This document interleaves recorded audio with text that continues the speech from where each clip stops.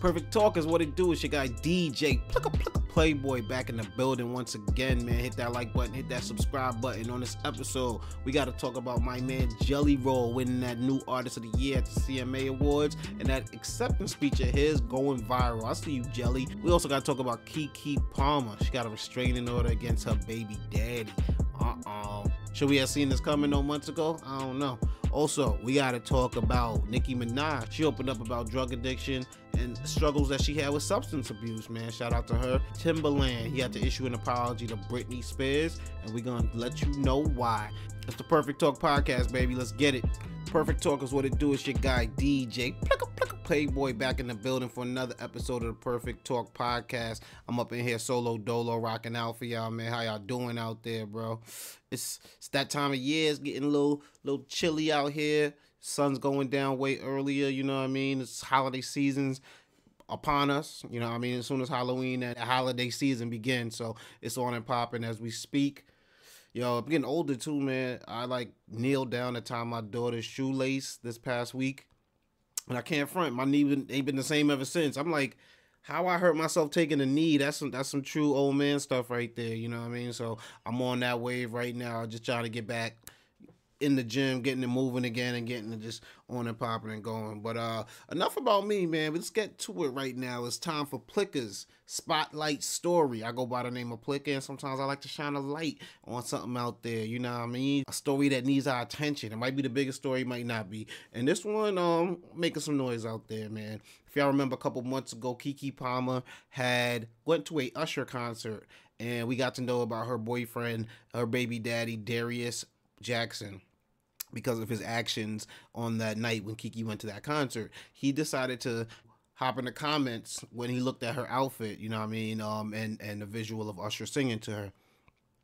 Now, this should have been a red flag for all of us out there. We should have seen this as a sign that this brother ain't moving right, because why would you want to embarrass your lady like that? You know what I mean? Why wouldn't you, if you really felt some type of way, why wouldn't you pull her aside, send her a text, call her?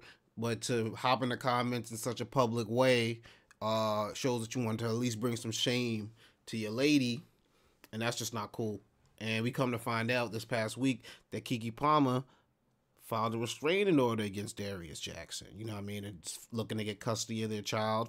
Keke Palmer, she's 30 years old. She filed a temporary restraining order in Los Angeles on Thursday. Keke Palmer is also seeking sole legal and physical custody of their 8-month-old son. And that makes the situation even rougher, because, you know what I mean, there is a kid caught in the middle. You know what I mean? We've seen enough evidence of the black family not being a cohesive unit, not being one in like a nuclear family setting. So it really does pain you to see another one kind of bite the dust in terms of the relationship. But also we come to find out that there's allegations of abuse. Court documents, Palmer alleges that there have been many incidents of physical violence, that Jackson has destroyed her physical property, withheld her phone from her, threw her belongings in the street, threw car keys away to prevent her from leaving, even says hitting her in front of their son, and then doing one right out of the crazy boyfriend playbook is, you know, where he's going to threaten to kill himself, you know, if she leaves. And it's a little nerve-wracking when you think that somebody of Keke Palmer's status, someone that we've looked up to with regards from since she was young, you know, could be going through some of the same issues that, you know, we see all too many times, you know what I mean?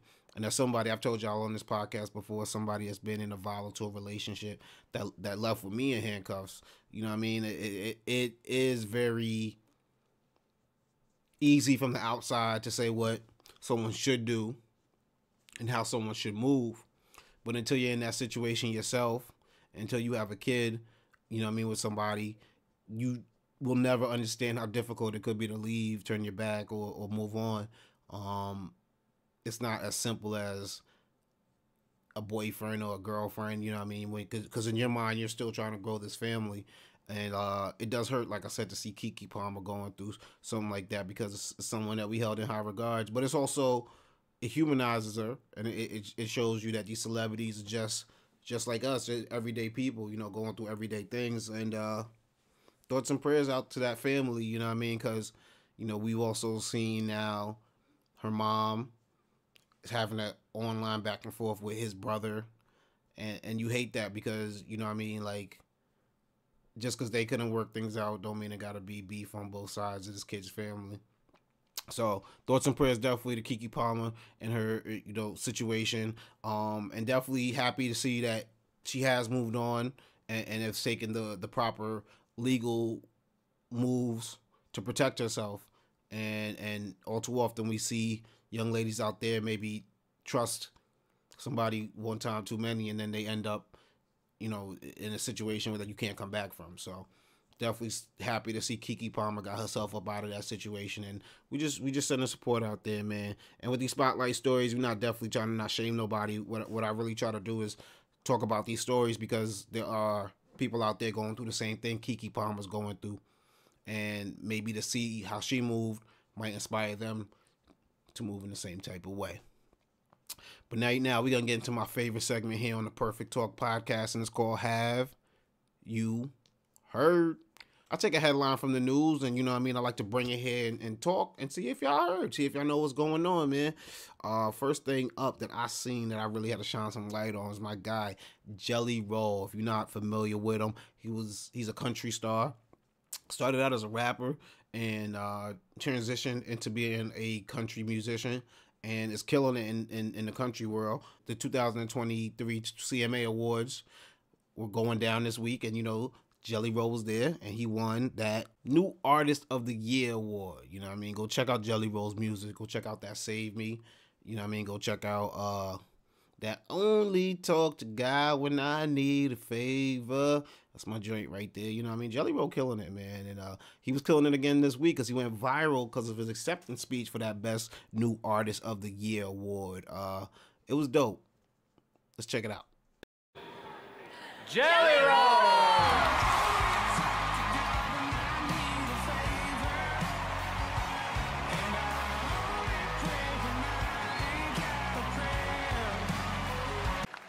But most importantly, there is something poetic about a 39-year-old man winning New Artist of the Year. I don't know where you're at in your life or what you're going through, but I want to tell you to keep going, baby. I want to tell you success is on the other side of it. I want to tell you it's going to be okay. I want to tell you that the windshield is bigger than the rearview mirror for a reason, because what's in front of you is so much more important than what's behind you. Let's party, Nashville! Shout out to Jelly Roll once again, man. Something I love there, a couple things that I love there in that acceptance speech was like he shouted out his wife, and it's always dope to see male artists, not shy away from giving the props to the woman that supports them and helps them to grow. And if you know anything about Jelly Roll and Bunny, she definitely had his back and helped him to get to this point. So that was very dope to see. He also gave props to the fellow nominees that he was up against. He showed them some love, you know what I'm saying? And he's always a humble dude. So that was also dope to see, somebody in their great moment showing love to the people that, they just shined on. And I think that the way that he wrapped it up, when he said that it's poetic about a 39-year-old man winning New Artist of the Year, it really hit because, one, I'm 39 years old, and two, it's easy to get caught up in life about where you should be in a moment and these milestones and these markers, and we think that by this age we should have done that. By that age, this should have been accomplished already. By the time I hit this age, I'm gonna have that. And the truth of the matter is, life be lifing, and it don't always move the way that you think it's gonna move. And what I like that he said is you just keep going. It don't matter where you at in life. It don't matter what you got going on. You got that goal. You keep going at it. Keep getting at it. Keep growing. Keep learning. Keep moving forward. That's all you could do. And that's why that speech went viral. That's why my man Jelly Roll's not only blowing up for what he could do with the guitar and the mic, but also what he can do by just talking, by just preaching. And you already know that if you're a fan of Jelly Roll, if you've seen any of his interviews, you know that Jelly Roll be talking that talk. And he took on the church for that acceptance speech, and I can't get mad at that, man. Have you heard? Nicki Minaj opened up this week about some issues that she had with prescription drugs and addiction. Nicki Minaj spoke to Vogue for their cover story and spoke candidly just about issues that she had with Percocets, said she was prescribed them for menstrual cramps and did not know how addictive they could be. Began taking them for, the issue, but then even started taking them after no longer dealing with the issue or when she wasn't in pain. And she said she really just had no knowledge about how addictive these prescription drugs could be. She said about Percocet specifically, no one told me this was a narcotic that was addictive. Luckily, I was able to ground myself, but once an addict, always an addict. I feel like if you ever experienced addiction or anything, which I have, you always have to think twice and 3 times about the choices that you make. And that's true. I got to give props to Nicki Minaj for even talking about this. And I think she tried to let us in, obviously, in the past, and then she's opened up in interviews. And I remember she had the song Pills and Potions and all that. And it's something that, they touched on. But I think it's really important because we've lost, so many greats that we kind of wish that someone spoke to them and someone pulled them aside. So to see someone that's killing it like Nicki Minaj on so many levels, breaking so many awards, made so many first in rap and female rap on top of that to see her talk about a moment when she wasn't at her greatest, when she wasn't out here shining, is important. It's important to see that. Something she also said is, look at our biggest celebrities. They eventually get laughed out of wanting to go outside anymore, like Michael Jackson, or criticized, like Whitney Houston, or they fight silent battles, like Prince. These are the greatest of all times, and one day they decide, you know what? I'd rather self-medicate and be in my own world. And I thought that was deep, because those are some of the greats that we have in black music, and we watched them all go down to drug addiction in one way or the other, So I give props to the Queen's native, Nicki Minaj, for even just touching on the subject. It's so, as I've grown up in life and I've seen things change, man, I remember 2 things that we really shunned upon and are different now is talking about mental health. You could be way open about it now than I feel like you could have been 20 years ago, 30 years ago, definitely. And the other thing is addiction. You talk about struggles that you've had, and it's obviously a lot easier to talk about once you get back up. The game is better told than it is sold, So it's instead of having to go through that experience, learn it from somebody else's mistakes, and we see it right now with the controversy going on about Kodak Black's appearance on Drink Champs. A lot of people are like, yo, Nori, you can't be having Kodak out here looking like that. I mean, the premise of the show is to consume alcohol and to get people to open up. And a lot of people felt like Kodak wasn't out here in his best light, looking like an addict, to, be honest with you. And I'm sure Kodak is dealing with things in his own way, but we also need somebody out there, and it don't got to be publicly, it don't got to be online, it don't got to be in a post, but put your arm around Kodak and maybe pull him to the side and be like, yo, there's help out here, there's things you could do. You don't got to feel like you got to drown all your feelings in a substance, and there's a point where there's no coming back from that, and you don't want to lose your greatness and your genius to the wrong things. So salute once again to Nicki Minaj for definitely opening up about it and how serious this could be. We just lost Matthew Perry, who went through the same thing. He was prescribed prescription drugs one day, and he went from having one vice to having a different one now with prescription drugs, and eventually we lost him. So let's talk about these things. Let's address these things. Let's be real about it, because that's the only way we're gonna move past it, man. Have you heard? Your guy Timbaland, super producer Timbaland, he had to apologize to Britney Spears, or at least he felt like he had to. He made some comments about her in the interview. Timbaland was at the Kennedy Center having a live interview on October 29th, and he was asked, how he feels about the bad press that Justin Timberlake was getting now that Britney Spears has released her new memoir, The Woman in Me. Now, if you don't know, Timbaland worked on a lot of songs with Justin Timberlake throughout his career, but one of most famously is Cry Me a River. Let's see what Timbaland said. Crimea River is making headlines again because of Britney's memoir. She's saying that she's going crazy, right? I want to call for JT, but you got to put a muzzle on that girl. And if you couldn't understand, Timbaland said, she going crazy, right? I wanted to call JT. Man, you got to put a muzzle on that girl. And some people didn't really appreciate that. They felt like Timbaland was being a little misogynistic, was talking about Britney as if she's a barking dog, as opposed to a woman telling her story. And he caught the backlash on social media, definitely from the Free Britney army. And he did what, like I said, I don't know if he felt like he had to or if he felt maybe just what did was just wrong on the inside, but he definitely took to social media and apologized. I apologize to the Britney fans and her. And yes, you know about respecting women. Hell yeah. To all the Britney fans, you're right. I'm wrong. Muzzle?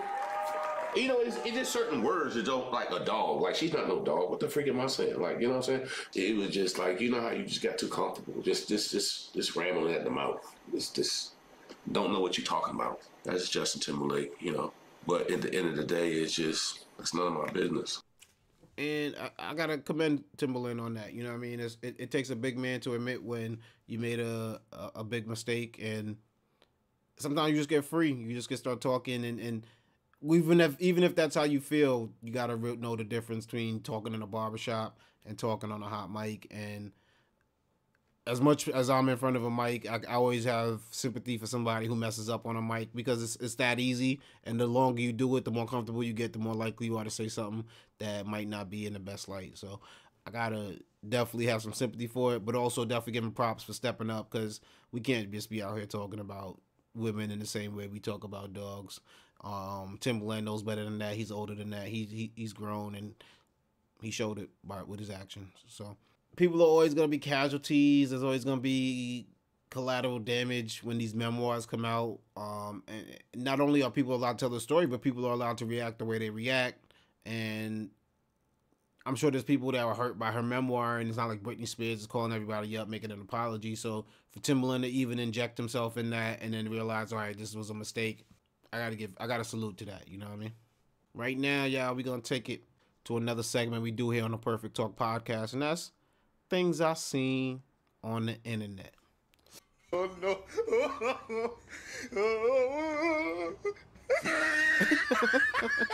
No.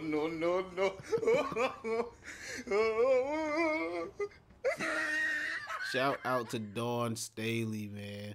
I don't know if Dawn Staley's a mother. I know she's a dope basketball coach, and her motherly vibes came out on this one. She wasn't with the throwing up whatever sign, whatever your hood is, wherever you representing. She ain't with that, and shut that down real mom style. Do Dawn Staley got any kids? I gotta check. I gotta ask Google. Hold on.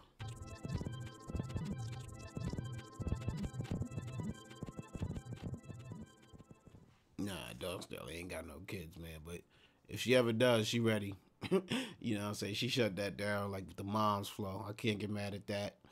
That's like when somebody else, I see little kids in the supermarket getting in trouble and their mom start yelling at them. I get nervous. Like, it put me in an awkward situation.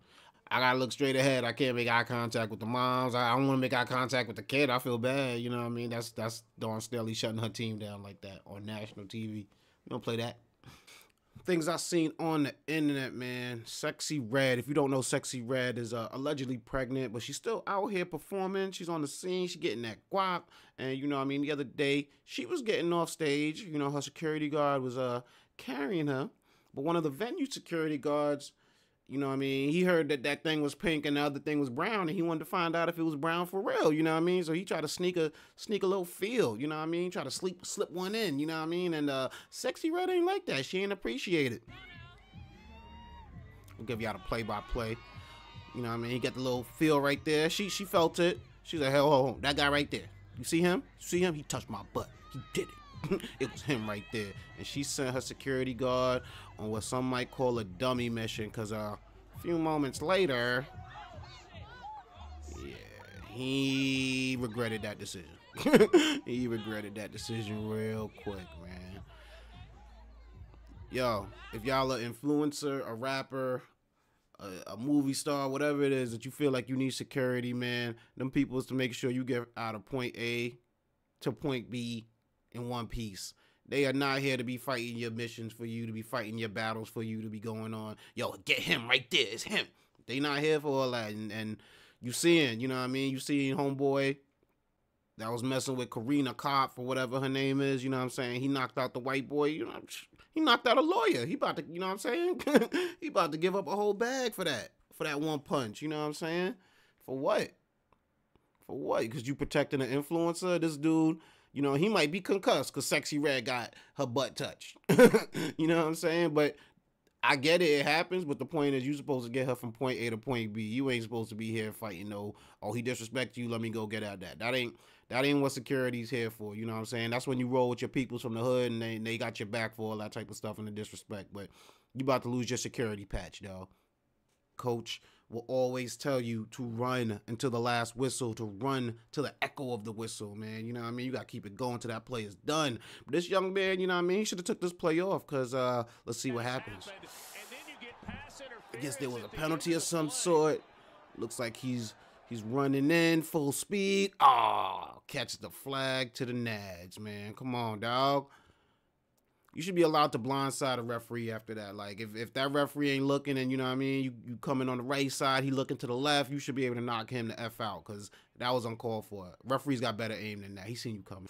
This last one, man, comes from the Michigan football game. If you don't know, Michigan was punished. Michigan was punished for allegedly stealing plays, stealing calls, stealing signs, you know, basically Spygate all over again, but in the college football world. And Jim Harbaugh was told that, you know, he's out for about 3 games. He got to sit out. You know, his interim coach, you know, won the first game. He was feeling himself, and he did something incredible. And let's see his reaction, his post-game interview. Been a crazy 24 hours for your guys to win on the road in this environment when there were doubts. Jerome, what does it mean to you? I want to thank the Lord. I want to thank Coach Harbaugh. Fucking love you, man. Love the shit out of you, man. Did this for you. We got the best players, best university, best alumni in the country. Love you guys. These fucking guys right here. These guys right here, man. These guys did it. These guys did it, man. Talk to him, man. Love you, man. Coach Harbaugh, I fucking love you, man. I love the shit out of you, man. You would think these dudes just won the shit from Rudy. You know what I'm saying? Like, what y'all talking about? Y'all niggas is cheaters. You out here crying. What are y'all talking about? You guys are cheaters. Got caught cheating. Like, you know what I'm saying? You out here crying. They doubted us, coach. They doubted us. We did it for you. We fucking love you, Harbaugh. Shout out to Fox Sports though for letting him go. He was throwing them F-bombs around. We fucking this guy right here, this fucking team. But yeah, let's see. I mean, Michigan keep winning. You can't punish them kids for what the coaching staff do. You gotta let Michigan be great if they on their way. So we're gonna keep up with that, see what happens. See if they win the next one. See if he crying after the next one. Coach Harbaugh, fucking love you, man. And that's another episode in the books, man. It's your guy DJ Plucka Playboy up out of here, man. You can find me on Twitter, better known as X, or also known as X, I should say. You can find me on there at DJ Playboy. You can find me on Instagram at Plickapeezy, Pliccapeezy. You can find Perfect Talk on Instagram at Perfect Talk Radio. You can find everything you need from your boy at www.perfecttalkpodcast.com. That's the website right there. That's how we doing. That's how we holding it down. Once again, it's www.perfecttalkpodcast.com. Everything I got going on in the new year gonna be right there, so make sure you pay attention because we're doing big things in 24, baby. Also, check us out on Apple Podcasts, check us out on Spotify, check us out on iHeartRadio, check us out on SoundCloud. Make sure you check us out on YouTube. Make sure you sign up for them notifications, you know what I'm saying? Make sure you hit that subscribe button. Make sure you like. Make sure you hop in the comments. Make sure you do everything they tell y'all to do, man. The algorithm loves that, and we love y'all too, man. Also, I told you I was gonna shine some light on a comment, you know what I'm saying, that I like, that just caught my attention, and this one spoke to my soul, you know what I mean? This one hit me deep, and it came from Julia Hayes 08, and she wrote, "You guys need a female perspective. She wrote that on the video that we dropped recently that says Kim Kardashian hires a male nanny to add a male influence to her household. You can find that right there somewhere or over there, or somewhere around here. But go check it out. And shout out to Julia. You know what I mean? Appreciate the comment. And the invite's open, Julia. Come through. Give us that female perspective we need. You know what I mean? We got love for you over here at Perfect Talk Podcast, man. Shout out to everybody out there rocking with us. Shout out everybody out there supporting the movement. The whole entire massive Perfect Talkers. I see you. And I'll catch you next week, man. Make sure you keep spreading love. It's the Brooklyn way, and I'm up out of here, man. It's your guy, DJ Playboy. Peace.